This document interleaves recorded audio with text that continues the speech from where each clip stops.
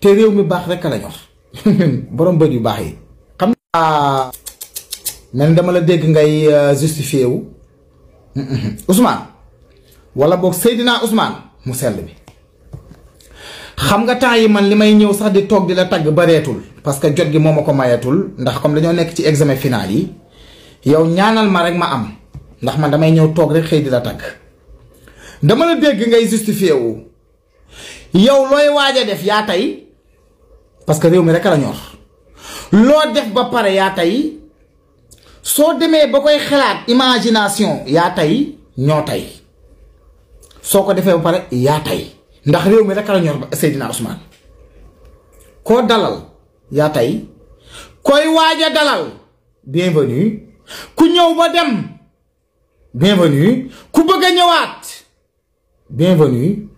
yow réew mi rek la ñor te réew mi baax rek la ñor borom bët yu baax yi.